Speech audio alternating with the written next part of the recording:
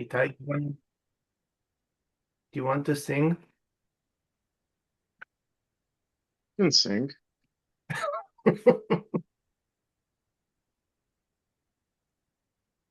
All right, we'll give it just a couple more minutes and get started because I see more and more people joining.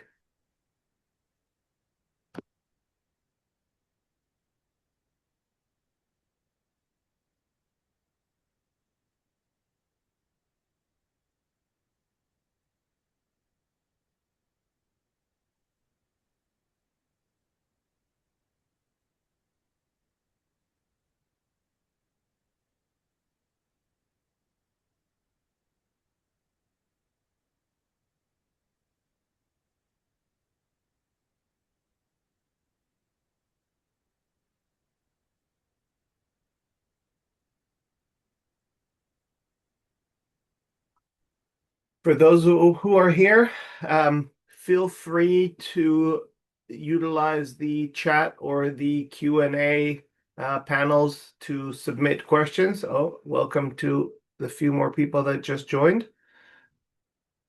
Yeah, feel free to utilize the chat or the Q&A. We will be happy to address your questions throughout as we run through this. We'll just give it one more minute and get started.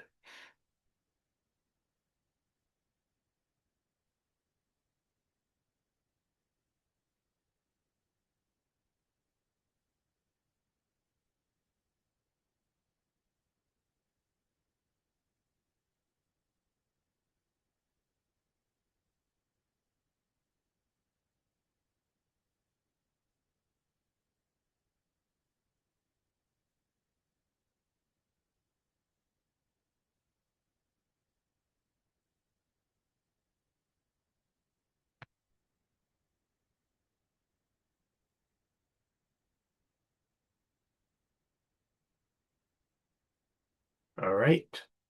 30 seconds and we'll get started. Almost there. Still people dropping in.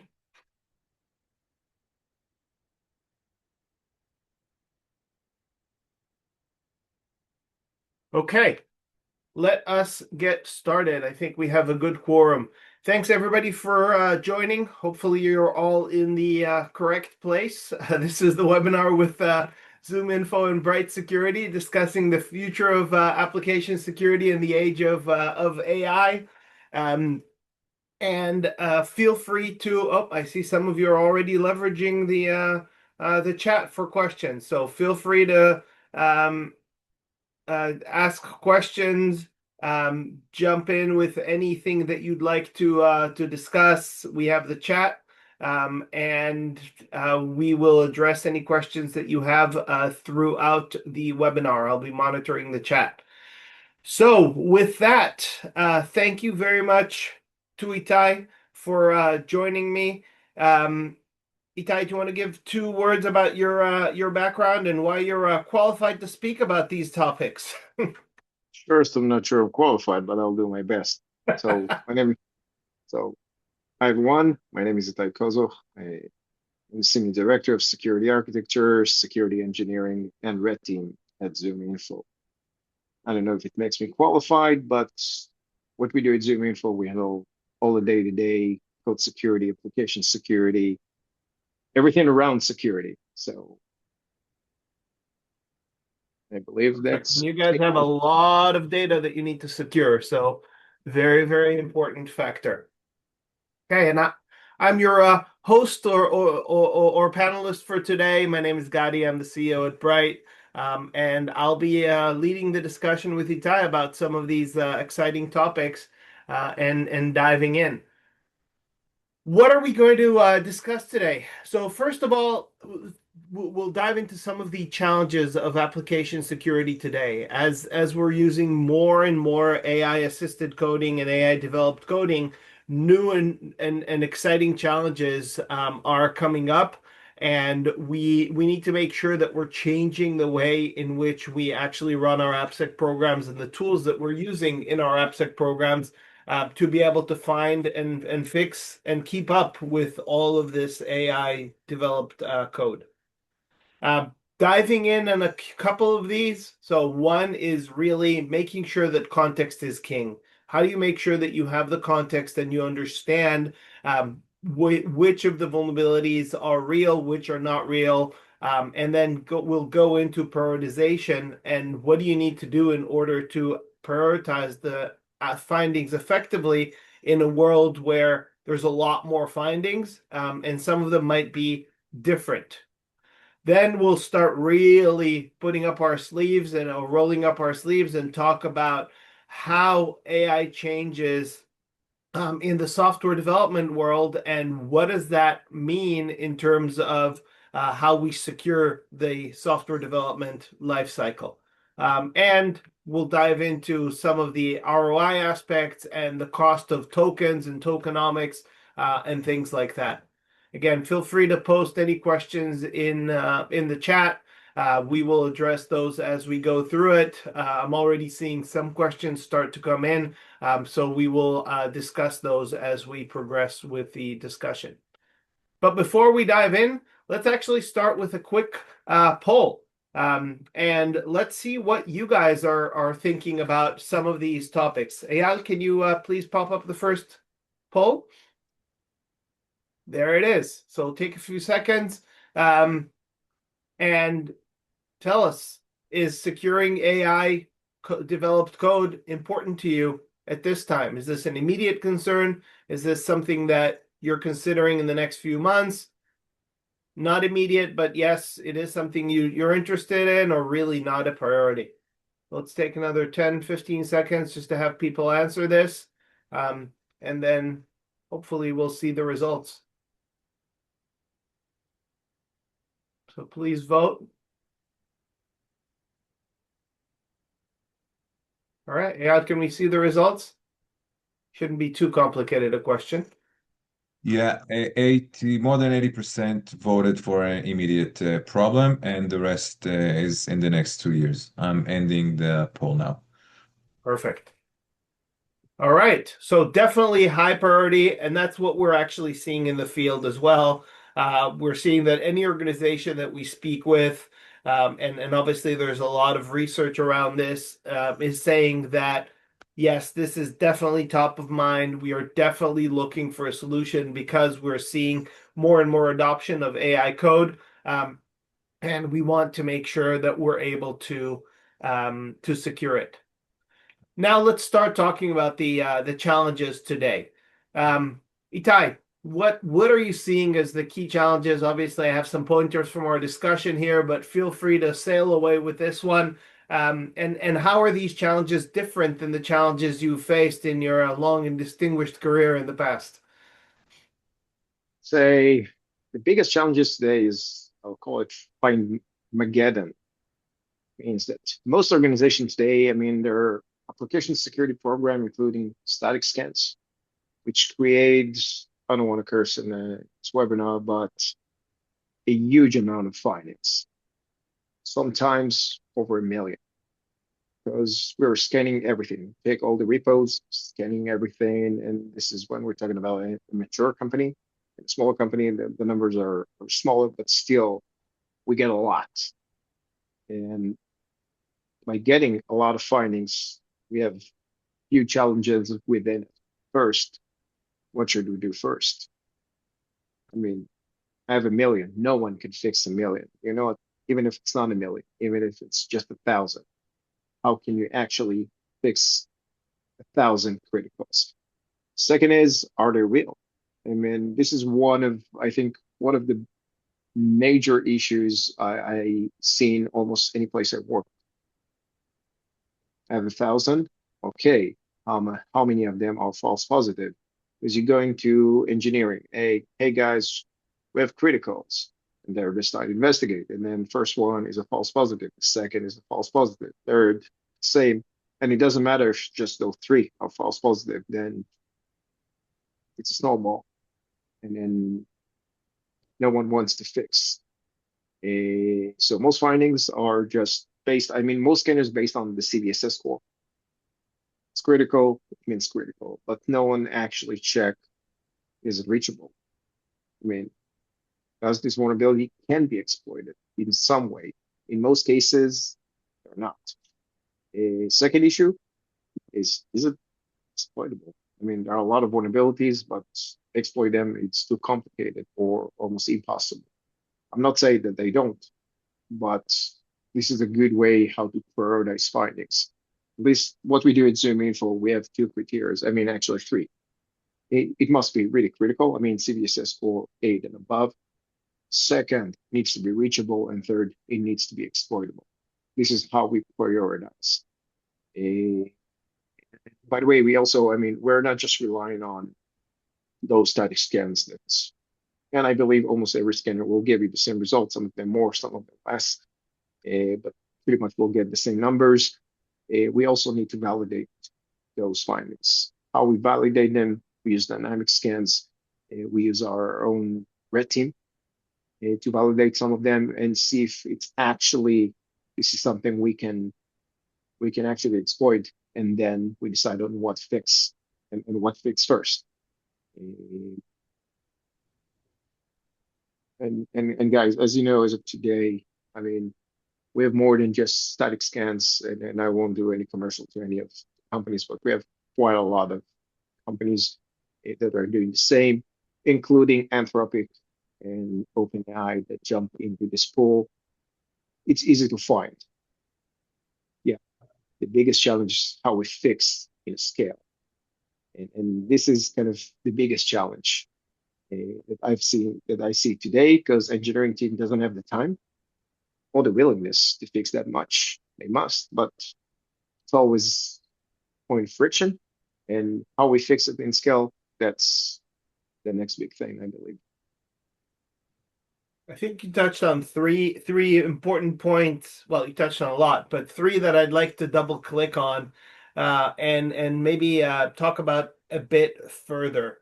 The first one that you alluded to was really the notion of developer trust. If you go ahead and expose developers to every vulnerability that was found by a static tool or by AI, which replaces a static tool in many cases, and we'll double click on that in a second. But if you go ahead and expose them to that, you're going to lose their trust, right? If they look at a vulnerability and they say, well, this is a false positive, and they look at the next one and it's a false positive, and they look at the next one, it's a false positive. We all know developers are prima donnas. I'm allowed to say that. I was one many years ago. But after three vulnerabilities that are false positives, they will never look at a vulnerability again, and they will tell you to go away. So I think that trust issue and the validation and the context is key, because in the age-old concept of people, process, technology, if you lose the people, you're never going to be able to recover from that. And you have to have tools that give you access to that. I don't know if you want to address anything more on that point.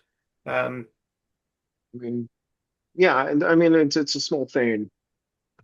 Eventually, big part of the AppSec team is not just find vulnerabilities and how to fix them, is to build trust with engineering, with the engineering team and with the organization. I think that's a key in order to have a successful application security program within any organization. And you know what? Not just AppSec, with any vulnerability management. Without it, it's going to be rough. When both sides doesn't trust each other, it's not going to work. Yeah. The second point that I thought was very interesting that you touched on is really that in the last 6 months, we're seeing more and more AI tools coming into or adding the ability with Mythos, with Opus 4.6, with Codex 5.5, being able to actually do all the static scanning for you. But I think that is becoming the issue at scale around, great, if we had in the past static analysis that used to generate 60, 70, 80% false positives, now we're doing that at much higher velocity. We're still generating 60, 70, 80% false positives with AI, but it's one thing if you're doing it and generating 100 vulnerabilities and 60 of them are false positives, versus I'm generating 10,000 vulnerabilities and 60% of them are false positive, right? So What are you seeing in that sense? And then I'll touch on that as well. We have quite a bit of research that my co-founder, our CTO Bar, did, and we will share as a follow-up to this webinar. It's a short video explaining why AI can never be trusted to secure AI. And it really shows that it will never get to a point where it says I don't have real exploitable vulnerabilities. But Itay, what are your thoughts on this one? Yeah, as you said, many AI companies, especially the big ones, Anthropic, OpenAI, and others, kind of jumped into the arena of AppSec, which was crowded before. But what they did, they just did the same with AI. They didn't. There was no innovation here, at least from my concern, and I think they're falling on the same cracks that anyone else. There is no contest. This is static scans. Just give me your code, I'll scan it, and I'll return it. Some of the problem with it, organization, especially today in call it AI era, when developers are not really writing code, they just writing prompts. We generate a lot of code. Most of that code is never get to production. So why scan it? Why invest the time and effort to fix it if it's not going to production? And then this problem still there. There is no context. I mean, those AI tool doesn't familiar with the organization, the application, how it runs, we get published, how we get published, and through what? Through MCP, through API, through something. I mean, this is still unknown, and the biggest problem today is lack of context. And you said it before. I mean, context is king, but there is no context. It just give me a repo, I'll scan it, and I'll tell you what I found. And then I think this is the biggest issue today. We're generating a lot more code. We're finding vulnerabilities way quicker, but fixing them is still there, and then no one actually touches it. So that's the third point I actually wanted to double click on, and you brought it up again. So emphasis on the importance. How do you address the remediation problem? What are methods that you're seeing? Obviously, we have our own bias, and my shirt proves it. But what's your take on remediation? I would say that there is no magic in remediation. It's a lot of work. You're building trust with the engineering, work with them, and get enough time from the engineering team to fix the findings that you manage to validate. And I think this is the key, and this is the key that can help them, because we are finding a lot more vulnerabilities, and in order to address it correctly, we brought more tools, and we invest a lot on the prioritization and the validation phase, so we can not saying reduce the numbers, but we want to fix the things that actually impacts on our security, and not just fix something that no one is using.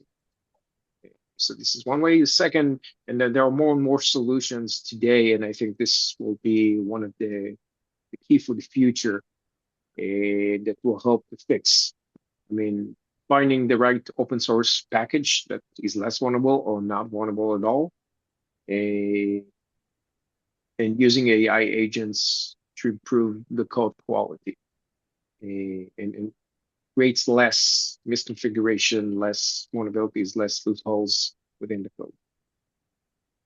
Perfect. Good. So we'll double click on that one a bit more as we progress and get into some of the bright star aspects. Good.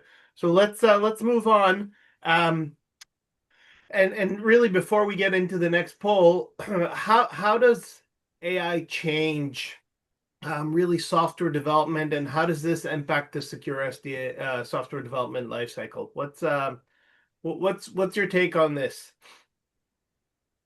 This is DLC, this is, I think, this is all that is same as vulnerability management. I mean, since the days of dawn. And as I said earlier, there is no magic in SSDLC. In some organization, the fact that we are producing code with AI doesn't go through the same channels. I mean, today, just as an example, if in the past the product manager wanted to build a feature, so he nudging the VP R&D, hey, give me someone to work on this. They build small demo or kind of an MVP that takes days, sometimes weeks, and they build it. Today, product manager doesn't need anyone. He sits with Codex or with Cloud Code, develop it in 1 hour. Hey, and let's try it and try it on our customers in production. So the cycles are short. Second problem is the guy that actually wrote the application have no idea how to write code, and especially not how to fix it, because no one really knows what's behind. You wanted an application, he brings you an application like magic. I mean, you just wrote what you want, but you have no idea what's under the hood. And fixing this might take some time because developers didn't touch it. They don't know it. So how I see the new SSDLC, technically, same cycle.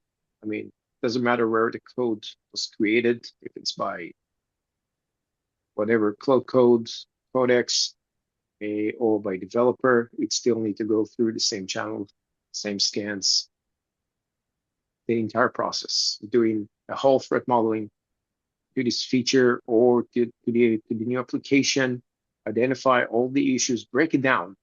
I mean, the fact that the code was written by AI doesn't make it safe. And if you ask the AI, hey, write me a code with no vulnerabilities at all, I won't trust it that much. And we found quite a lot.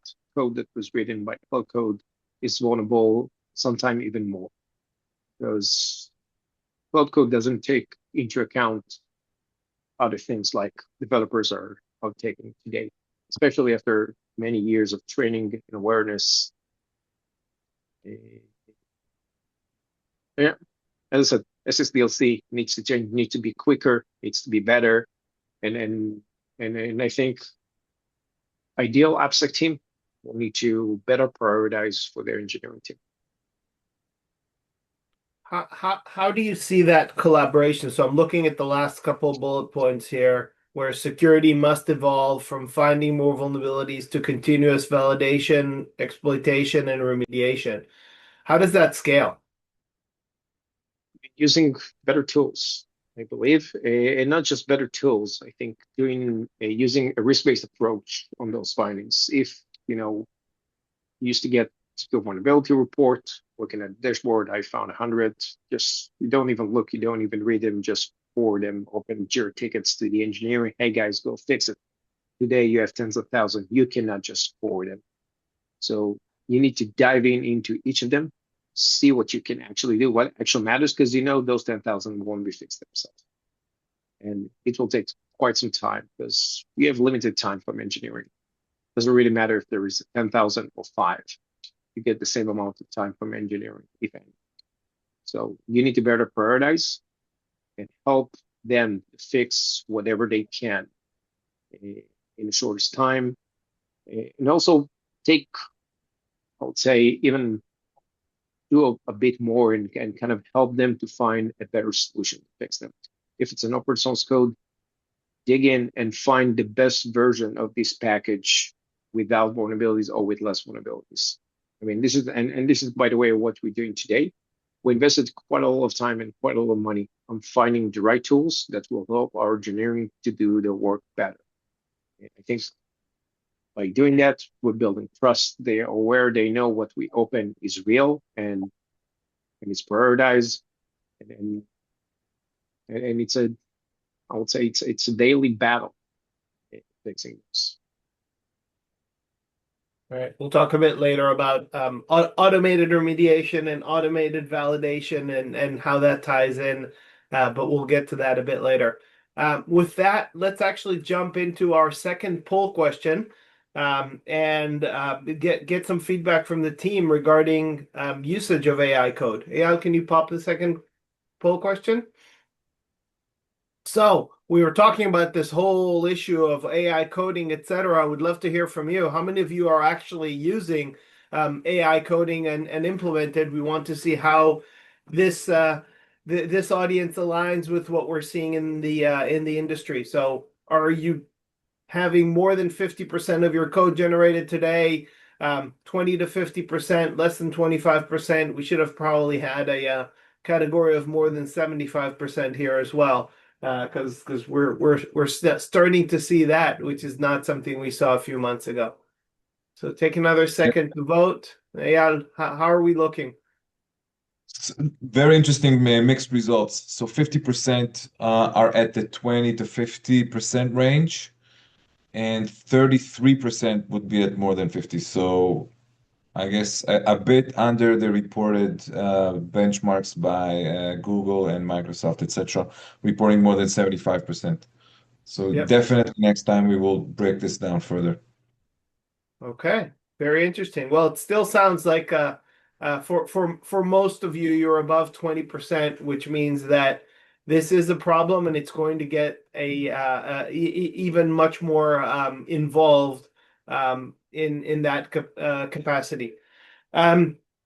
Let's shift over to cost and tokenomics. We've all seen the different quotes in the industry around companies like Uber and Netflix and T-Mobile and a few others that have all blown through their token budgets in the 3 months instead of a whole year. And how does this tie into being able to effectively run an AppSec program, and what are really the aspects around how you measure ROI for an AppSec program, and how do you measure the ROI of being able to deploy secure applications and secure APIs? Itay, what are your thoughts here? I have a bunch of different metrics that we're seeing, and we can dive into them, and we're hearing from our customers, but would love to get your take on this. So, measuring ROI, especially in AppSec, I mean, the token cost is usually on the side, but as you all know, we have limited budget. Surprise. Tokens is really hard to anticipate what will be the bill, in the end of the month, and how much I'm going to pay for this.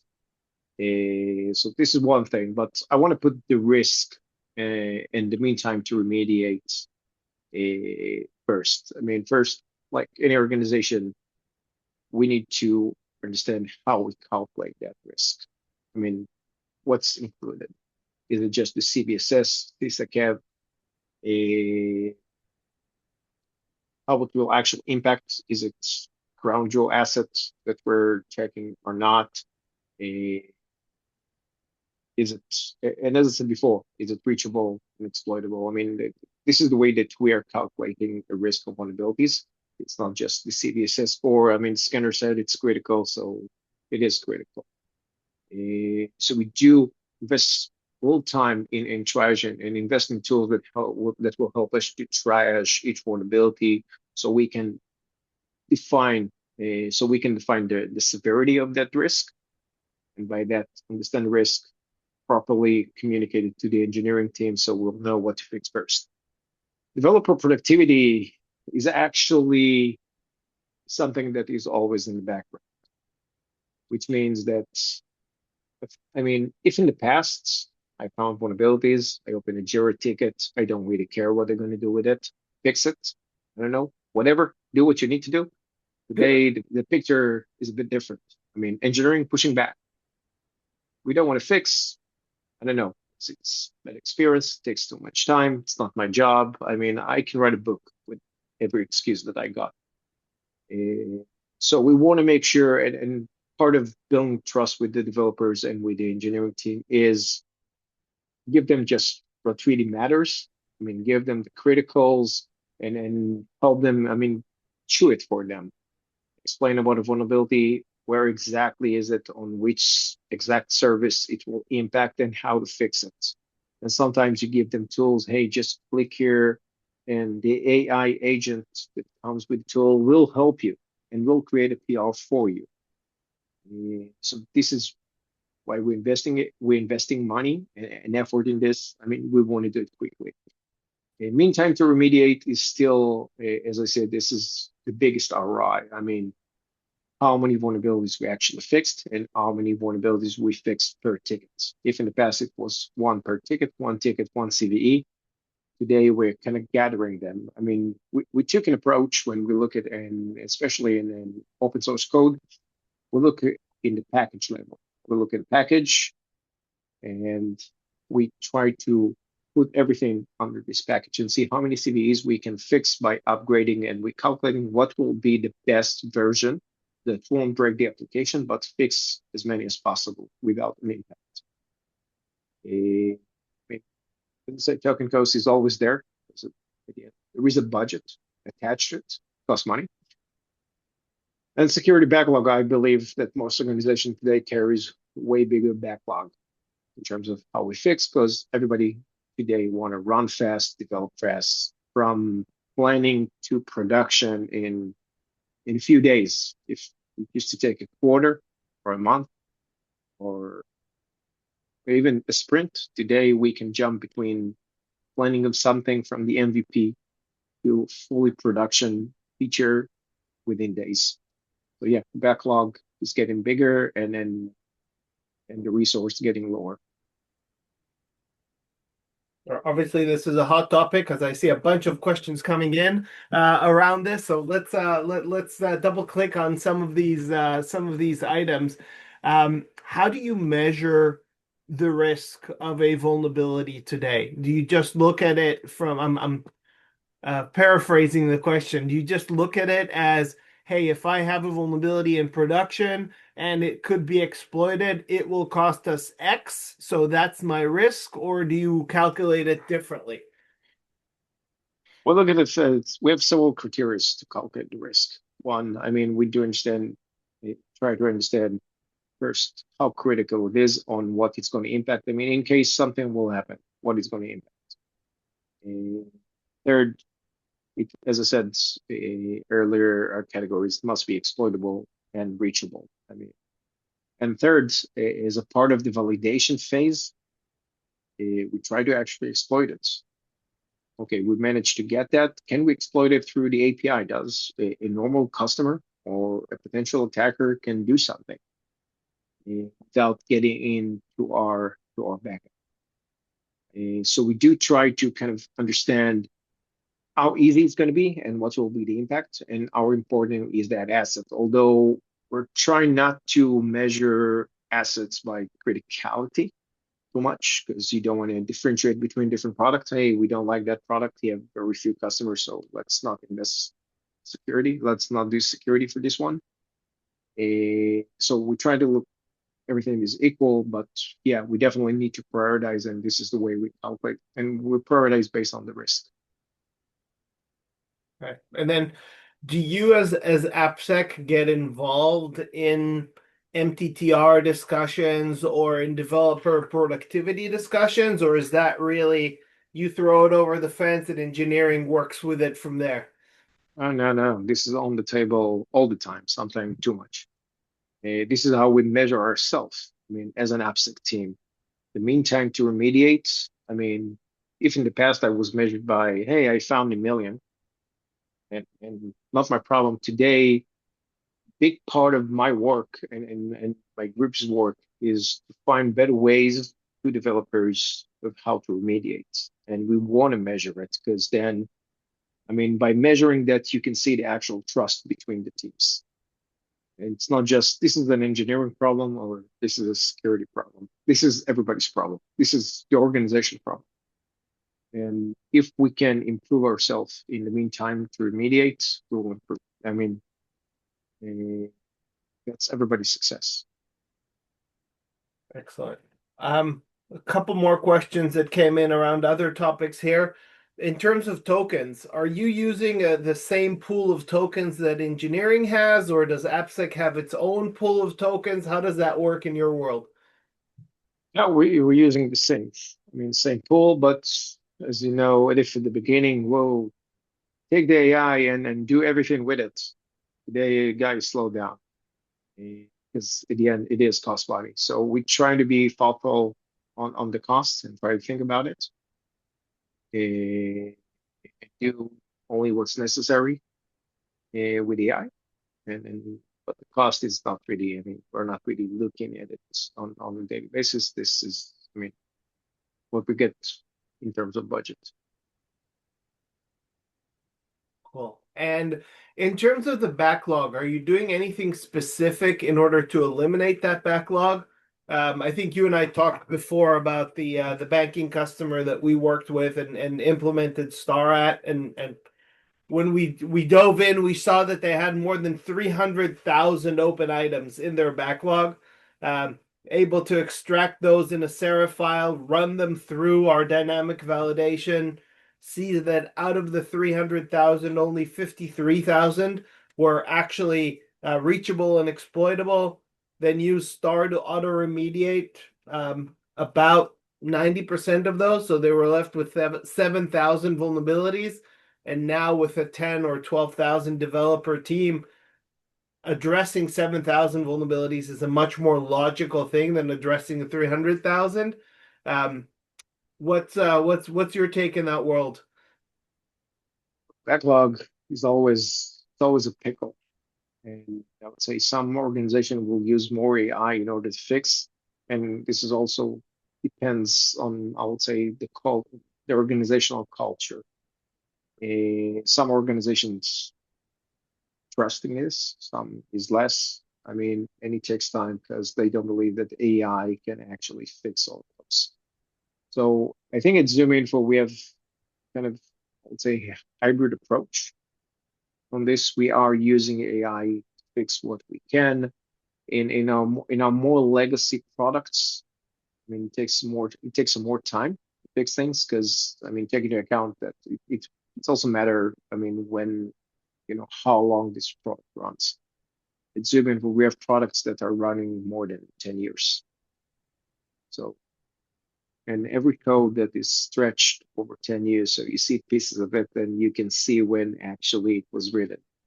So sometimes fixing an old code or some features that wasn't changing that much takes more time, and AI doesn't do a really good job.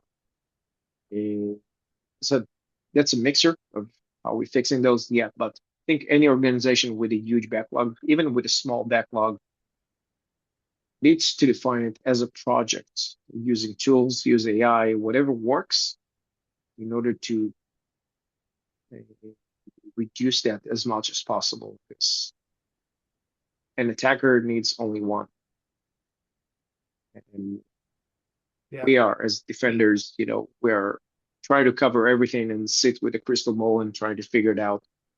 Which one from the 300,000 more findings that I have will get exploited? Yeah, it's an interesting challenge, right? Because they only need to be able to exploit you once. You need to be able to protect against all of the different vulnerabilities. Yep. Interesting. Good. There are a few more questions related to some of these aspects, but I'll hold off with them. Let's have our third poll question, and we can go from there. We talked about the tokenomics, and we want to hear from you. How concerned are you regarding the cost of tokens? We know what the research says, but wanted to hear from you. Are you extremely concerned about the cost? Especially considering some of the big companies like OpenAI and Anthropic are planning on going public, which means that they will have to be profitable, and that means that the cost will go up. Extremely concerned. Yes, I'm concerned. No, and no, not my problem. This is in a different organization, so I don't really care. Give it another 10 seconds, get your feedback, and go from there. Yeah, what's our responses? So 50% are extremely concerned, and then 25% claim it's not their problem, and another 25% would say yes. So nobody voted for no. Okay, so This is most everybody's people problem. are concerned, some are lucky. No, I mean, they're not lucky. They're just ignoring it. I believe that eventually this is everyone's problem. I mean, it's an organization problem. Organization will pay for more tokens, mean less money to pay for their employees. So Yeah. just my There's take. actually a related question that came up in the in the Q&A to this, and I have my own thoughts, but Itay, I would love to get your thoughts on this. How do you think that the cost of humans versus the cost of tokens is going to evolve over the next 2 to 3 years? Um, Wow. will it be more expensive to use tokens? Will it be cheaper? What would be the better way to do it? Wow. I don't really know. I believe that humans, at least this is something, I mean, you know how much a human costs per month, per year, per role. AI might do things faster, but I think eventually it will cost more. As you said, Anthropic, OpenAI, they're all going to be public, so it means someone will needs to see the money in the other end. So they need to be profitable, and someone will need to pay the bill. And we also see today so many, I mean, so many posts on LinkedIn that, hey, we spend millions on cloud code and others, and we're not sure why we did it. And I think the whole thing is, I mean, it's like a double-sided sword. On one way, yeah, you can run really fast with AI, but are you actually learning something from it? Because AI is based on things you learn, not on, it doesn't create something new from scratch, at least in the code. On the other end, if you're not going to train the next generation of developers, the people that will build those prompts, I think the whole software industry will get stuck in some point because you won't find any developers. You'll find prompt writers.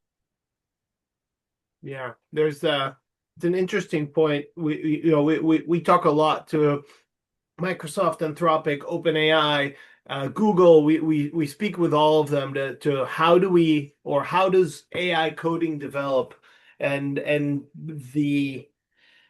their overall belief is that in 2, 3, 4 years, we will get to a point where code is no longer written by humans, no longer AI assisted code, but it's going to be code written by AI, agentic code, and the human will become the air traffic controller and not the pilot. The only problem is that none of them can explain how we get there and how that code becomes secure. So I think you're touching on a very important point of until we're actually able to get to, yes, agentic code is secure, we will have to have the humans in the loop. And nobody knows exactly how we get there. So it'll be interesting to see how things evolve. Regarding the cost question, I definitely think that it's going to get more expensive in the near future. And somehow we will figure out Moore's law and how to reduce the cost of tokens going forward. But in the near future, whether it's 6, 12, 18 months, it's going to get more expensive. So it's interesting. Says we're getting to home stretch here, and then I'll address a couple of the last questions that we had posted. But it's definitely important as we talk about ROI, and this is a case study from one of our customers, largest PE firm in the world, protecting thousands of applications. By implementing the right tooling and the right processes, which in this case it was Bright Star, they were able to change their find to fix cycle from a 12-week cycle to a 12-hour cycle. And this is by automating a lot of their processes around only finding validated vulnerabilities or validated and exploitable, automatically remediating them and giving the developers pull requests that they can review instead of having them triage the vulnerabilities. This is the kind of impact that we look when you're implementing a solution in the market. You're not looking for 10% improvement. You're looking to achieve this 98% improvement in risk reduction, in developer productivity, etc. The way this is actually achieved is by deploying a deterministic cycle or a deterministic harness that enables you to, on one hand, automatically find vulnerabilities early in the development lifecycle. And I say automatically because developers in today's day and age are A, not security experts, And B, in many cases, they don't know what's in the code. And if they don't know what's in the code, you need a solution that will generate the correct security tests for them by understanding the code. And that's exactly what the STAR security testing and auto remediation solution does. Then it can run deterministic scans.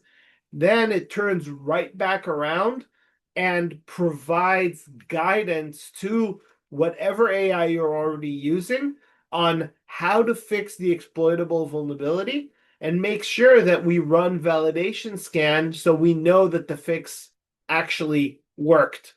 The critical aspect here is that not only does it enable you to get to 90% validated remediation, and then the developer gets a pull request that they can deploy, so taking a 5-hour process and changing it to 30 seconds, but this can also be done by significantly lower token costs. So because we're only trying to fix the validated and exploitable vulnerabilities, we're reducing the amount of tokens used by about 5x. And because of all the guidance, that means that the models that are used in the background can be much lower cost models, and you don't have to use Opus 4.6 or Codex 5.5 or Mythos or Fable. You can use some of the mini models, or you can use OpenAI 4.1, which reduces the cost another 6x. So you're looking at a 30x reduction in token cost to actually get validated fixes. And that's how some of these ROI factors are addressed. And this works as a plugin in GitHub Advanced Security, in Copilot, in Claude, in Cursor, and other tools as well. So a lot of capabilities that can be done to drive exploitation. Before we wrap up, just addressing one last question that I saw posted, but Itay, before I jump into the last question that I saw, any other thoughts or anything else to share that we didn't cover in the discussion today? Oh, I think we can cover a whole year of webinar. I mean, with challenges of AppSec. And, no, just, that's an ongoing effort. Let's say AppSec is an ongoing effort, and it's not a one-time project. This is something that I think sometimes organization gets. It's not, hey, we fixed last month, so leave us alone. As I said, that's an ongoing every sprint, every time on every pull request, you get scanned, you get findings, you have to fix them. If not, you just building a huge backlog, then it's going to be almost impossible to eliminate. So I believe that we're all going to need to invest more time as security teams, also as our developers. Well, last question that was out there was, do you have a preferred, specifically LLM tool that you prefer more? Do you prefer Claude or OpenAI or Google or Microsoft or any of the others? Say that everyone is good. Each of them is good in its own way. It's, whatever you prefer. I mean, I think they're all good. They're all good in the same level to me. And I'm using all of them. Right? Perfect. Good. Well, thank you for joining, everybody. Thank you very much, Itay, for the lively discussion and all the insights. We will obviously follow up with some of the additional materials that we mentioned, including some of those banking case studies and the short presentation explaining why AI cannot be trusted to secure AI. If you have any questions, my email's right here. Feel free to follow up and ping me. And if you'd like to learn more, you can go to brightsec.com and dive into some of the new solutions and more modern solutions that can be provided to help you find and fix vulnerabilities quickly. Thanks again for joining. Have a great week, and we look forward to speaking with you shortly. Thank you, guys. Thank you, Gadi. Thanks, Itay.